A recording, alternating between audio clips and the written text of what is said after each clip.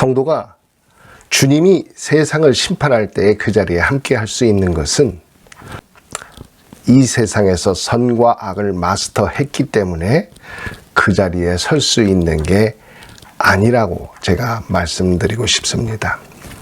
이것은 저도 처음에 잘못 생각한 것 중에 하나인데, 성도가 세상을 심판하는 자리에 그 자리에 함께 할 수 있는 것은 이 세상에서 선과 하나님의 말씀 선과 악을 우리가 동시에 다 배워서 그것을 악이 뭔지를 알기 때문에 세상을 심판할 때 그 자리에 있는 것으로 그렇게 생각했었습니다. 그런데 제가 우리 아들과 함께 성경 공부를 하면서 그 아들이 묻더라고요. 칠족속을 왜 하나님께서 멸절하라고 그랬는가? 그래서 그것을 쭉 설명했습니다.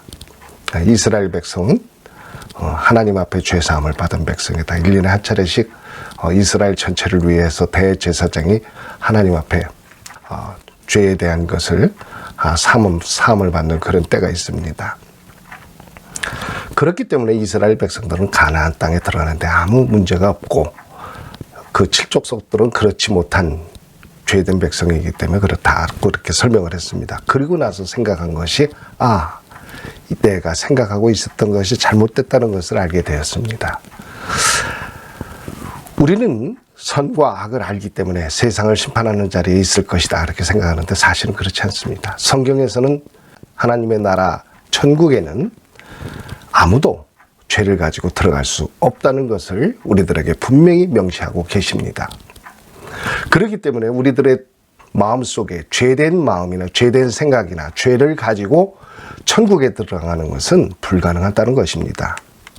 그래서 예수 그리스도께서 이 땅에 오셔서 우리들의 모든 죄를 사하여 주십니다. 그래서 과거의 죄, 현재의 죄, 미래의 죄까지 하나님께서는 용서를 해 주시는데, 우리가 문제는 자범죄가 있습니다. 우리는 세상을 살면서 계속적으로 자범죄를 짓고 살아요. 그때마다 하나님께서 회개를 하고 하나님 앞에 돌이킬 때 하나님께서는 우리들에게 은혜를 베풀어 주십니다. 여러분, 여기서 자범죄가 남아있듯이 우리들이 하나님 앞에 갈 때 자범죄를 우리가 회개함으로써 깨끗함을 받을 수 있지만, 우리는 때때로 내가 죄인지를 모르고 행할 때도 있습니다. 그럴 때는 회개를 할 수 없겠죠. 그렇기 때문에 우리들의 믿음의 자세를 통해서 하나님은 그 우리들의 그 신앙에 잘못된 부분들이 있을 때는 하나님께서 고쳐주시고 인도해 주시고, 종래 천국에 들어갈 때도 그와 같이 해주시는 줄로 믿습니다. 그래서 성경에서 예수 그리스도로 보내주신 신약은 모든 것이 은혜다, 이런 단어를 통해서 우리들에게 말씀하고 계신 줄로 믿습니다. 성경에서 보면 야곱과 에서가 나오지만, 에서는 그 단팥죽을 장자 명분과 바꾸게 됩니다. 근데 야곱이 이 장자 명분을 가졌다고 해서 그것이 다가 아니었습니다. 사실상 장자 명분은 축복권이지만, 그가 형 에서를 마주하게 될 때 그 야복강가에서 극복하게 됩니다. 그때 하나님과 대면하여 씨름을 하게 됩니다. 그래서 있는 전심으로 자기를 축복하지 아니하면 놔주지 않겠다 그러고 붙잡고 늘어집니다. 이런 일들을 통해서 야곱을 하나님께서 환도뼈를 치시며 그에게 야곱을 이스라엘로 이름을 바꿔주십니다. 이스라엘은 하나님을 대적하다, 즉 하나님의 뜻을 통해서 뜻을 이룬다는 그런 뜻인 것입니다. 그래서 믿음으로, 성경에는 로마서에서 말씀하죠. 믿음으로 믿음에 이르게 한다. 이거와 똑같은 말씀으로, 같은 맥락으로 성경은 계속적으로 우리들에게 말씀하고 계신 것입니다. 이 이름을 갖게 된 뒤에 그 야곱의 인생은 큰 전환기를 맞이하게 됩니다. 그래서 오늘날 우리 예수 그리스도께서 그 12지파 이스라엘을 통해서 이 땅에 오시게 되고, 이 땅에 오신 예수 그리스도께서 모든 자의 죄를 사해 주셨고, 또 우리를 천국까지 인도해 주시는 줄로 믿습니다. 오직 하나님만이 문제의 해결자라, 이렇게 생각하는 것, 굉장히 신앙 속에서 중요한 것입니다. 이것은 마치 연어가 회유 본능을 가지고 알을 낳을 때는 자기가 태어났던 곳으로 다시 돌아와서 알을 낳듯이, 또 자동차를 만든 회사로 우리가 찾아가서 수리를 받듯이, 그것을 만든 곳, 그것이 탄생된 곳이 그것에 대해서 가장 전문적인 지식을 갖고 있다는 그런 생각은 오늘 사회에서도 팽배한 것입니다. 여러분, 그렇기 때문에 하나님께서 인간을 지으셨기 때문에 우리 인간은 그 하나님의 뜻을 쫓아서 하나님 안으로 들어갈 때 완전한 사람으로서, 인간으로서 그 제 모습을 찾아서 살아가게 되는 줄로 믿습니다. 성경에는 가롯 유다가 나옵니다. 그런데 이 가롯 유다는 악한 영의 유혹을 받아서 대제사장과 장로의 그 유혹을 뿌리치지 못하고 돈을 받고 예수 그리스도를 팔게 됩니다. 그런데 오늘날 그 이스라엘이 그래서 예수 그리스도를 십자가에 내주게 되었고, 예수 그리스도가 그래서 예수 그리스도를 십자가에 내주는 사건이 벌어지게 됩니다. 여기서 성경이 우리들에게 얘기하고 있는 것이 뭡니까? 이와 같은 일로 인해서 이방으로 이 복음은 흘러가게 됩니다. 그런데 여러분, 많은 이스라엘 백성들이 오실 메시아를 기다리고 있습니다. 예수 그리스도를 받아들이지 않았지요. 그런데 여러분, 우리가 여기서 생각해야 될 것은 이스라엘의 모든 사람이 대제사장이 아니고 장로가 아니었다는 것입니다. 그들은 악한 영의 유혹을 받았기 때문에 그와 같은 일에 동참하게 됐던 것입니다. 그러나 중요한 것은 오늘날 많은 교단에서 이스라엘 선교를 위해서 노력하고 있는 줄로 믿습니다. 대표적으로 제가 장로교단에서 특별히 또 그런 일을 계획하고 있는 것으로 알고 있습니다. 여러분, 우리가 이와 같은 일들을 보면서 유혹받은 영혼들, 그 유혹받은 영혼들을 우리가 구원하고 그들에게 복음을 전파해서 다시금 하나님 앞에 설 수 있도록 도와야 되는 것이 예수 그리스도의 제자의 길인 줄로 믿습니다. 역시 우리는 예수 그리스도의 초림을 우리는 받아들이고 재림을 기다리고 있습니다. 그러나 이스라엘 백성들은 그 다시 오실 메시아가 어쩌면 초림으로 맞이하는 메시아가 될 수도 있다는 것입니다.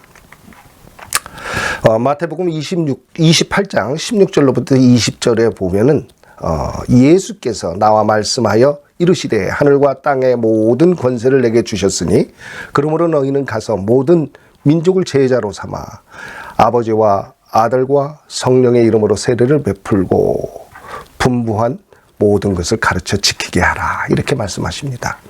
여기서 우리가 보면은 예수께서 나와 말씀하여 이르시되 그렇게 말씀하세요. 그런데 여기서 보면 성령이 너희에게 임하시면은 이렇게 말씀하십니다. 성령이 우리들에게 임하면은 어떤 일이 벌어지니까? 사도행전 그 1장 8절에 있는 말씀인데, 성령이 우리에게 임하면은 어떤 모습으로 바뀌는가? 첫 번째는 반사체에서 발광체로 바뀐다는 것입니다. 여러분, 이게 성경의 진리예요. 우리는 처음에는 빛을 받아야 빛을 낼 수 있는 그런 반사체였어요. 그래서 우리가 빛을 받음으로 인해서 우리가 그 빛을 전달하는 그런 역할을 했던 것입니다. 그런데 예수 그리스도께서 이 땅에 오셨을 때는 이스라엘 백성들과 함께 하셨지만 이방과는 함께하지 못하셨어요. 오직 성령이 임했을 때 이방 사람들은 예수 그리스도가 메시아라는 것을 알게 됩니다.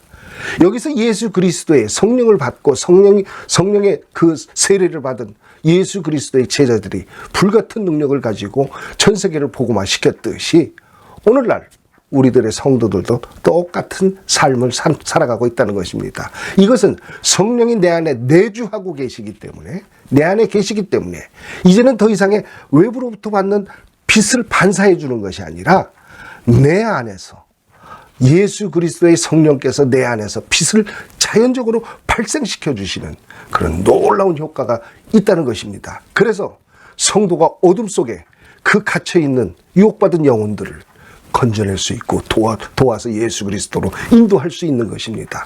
빛이 비춰질 때 그들의 모습을, 실상을 똑바로 볼 수 있기 때문에 그들은 그와 같은 결심을 할 수 있고, 그래서 그들은 예수 그리스도 앞에 나갈 수 있는 것입니다. 이 예수 그리스도의 증인이 된다는 것은 절대적인 신뢰, 이것이 바탕이 됩니다. 절대적인 신뢰의 바탕은 자기 부인입니다. 예수 그리스도의 제자가 되기 위해서는 자기의 생각, 자기의 의지, 그런 것들을 부인하고 예수 그리스도의 뜻을 쫓아서 가는 것이 하나님 예수 그리스도의 제자라는 그런 말씀인 것입니다. 여러분, 이게 성경 전체에서 흐르는 맥이에요. 그렇기 때문에 제가 드리는 말씀은 구약에서도 인용하고 신약에서도 인용하고 계속적으로 인용해서 말씀드리고 있는 것이 바로 그런 맥락입니다. 이 한 맥을 이루고 있기 때문에. 여러분, 그렇기 때문에 여러분께서 우리들이 이 신앙의 맥, 하나님을 믿는 믿음의 자세가 무엇인가를 분명히 이해하고, 그리고 예수 그리스도 앞에 기도하고 그러는 것이 맞다는 것입니다. 여러분, 기도하는 것은 여러 가지 그 의미를 가지고 있어요. 그런데 중요한 게 있습니다. 기도라는 것은 내 뜻만을 갖다 주님께 상달하는 것이 아니에요. 주님의 뜻을 이루는 것도 기도의 한 방편이라는 것입니다. 그게 어쩌면 핵심이 될 수 있는 거예요. 그런데 여러분, 기도하는 것도 내가 원하는 것을 기도하고 내가 생각하는 것을 기도하는 게 아닙니다. 기도도 하나님 방법대로 기도하는 것이에요. 그 하나님의 방법이 무엇입니까? 형제들과 문제가 있거든. 그 문제를 먼저 가서 해결하고, 그리고 하나님 앞에 예물을 드려라 하는 그런 말씀이 있습니다. 이것이 하나님의 방법이에요. 여러분, 우리는 기도를 할 때도 내가 하나님 앞에 직접 구하면 하나님께서 다 그걸 이루어 주시고 또 그 잘못된 부분도 용서해 주실 것이다, 이렇게 생각하고 일방적으로 기도를 합니다. 그런데 이 세상에서, 인간관계에서 얽혀있는 문제, 하나님과의 문제가 아닌 인간관계에 얽혀있는 문제를 하나님과 직방으로 그 문제를 용서받고 해결받으려고 하면 거기에는 문제가 있다는 것입니다. 왜냐하면 하나님께서 원하시는 것은 이 땅에서 죄 용서함을 받고, 잘못된 것이 있으면 서로 사과하고 용서하고, 그리고 하나님 앞에 와서 하나님 앞에 예물을 드리는 것이 맞다는 것입니다. 여러분, 이와 같이 성경에 하나님의 뜻을 쫓아서 가려고 애를 쓰는 노력이, 그게 믿는 신앙인들의 자세가 되는 줄로 믿습니다. 여러분, 그렇기 때문에 오늘 우리가 신앙생활을 하면서 항상 그러한 하나님의 뜻을 생각하고 그 뜻을 쫓아가는 것은 굉장히 중요합니다. 지난 시간에 계속적으로 제가 말씀드리고 있는 것은 창조적인 능력과 죄입니다. 죄가 계속적으로 우리 안에 발전하고 누룩과 같이 퍼져나가고 있는데 그 죄 자체는 아무런 능력이 없어요. 그러나 중요한 것은 내가 가지고 있는 능력을 이용한다는 것입니다. 그것이 그 능력을 갖다 발휘한다는 것입니다. 그래서 제가 말씀드렸듯이 그 죄라는 것은 그 누룩과 같이 퍼지는 능력이 있다. 그런데 바이러스라고 제가 이렇게 가로치고서 얘기했어요. 그 죄가 바이러스라는 것은 아닙니다. 바이러스, 다시 말해서 코로나 19을 제가 연상하게 하기 위해서 그렇게 했어요. 코로나 19이 온 세상을 멈추게 해버렸죠. 오늘 이 계시록의 말씀을 보면 20장 6절입니다. 보면은 그들이 하나님과 그리스도의 대제사장이 되어 1000년 동안 그리스도와 더불어 왕노릇하리라, 이렇게 말씀하고 계세요. 여기서 보면 하나님과 그리스도를 하나로 표현하고 부활한 성도를 제사장으로 표현하면서, 그리고 그리스도와 더불어 왕노릇하리라, 이렇게 말씀하고 있는 것을 볼 수가 있어요. 여기서 가장 중요한 신비의 말씀, 비밀이 우리 하나님께서 나타내고 계시는데, 이것이 뭐냐면은 둘이면서도 하나라는 것입니다. 하나인데 둘이라는 것입니다. 그러니까 이 관계가 아주 굉장히 묘하면서도 중요한 관계를 이룬다는 것입니다. 여러분, 우리가 잘 알다시피 삼위일체가 있죠. 제가 이제 이 요한계시록의 말씀이 다 끝나고 난 뒤에 삼위일체를 말씀드릴 것입니다. 그때 자세하게 말씀드리겠지만 이 둘이면서도 하나고 하나면서도 둘인 이런 관계 속에 하나가 되는 것. 이 절대적인 관계가 무엇으로부터 형성되는가? 절대적인 신뢰라는 거예요.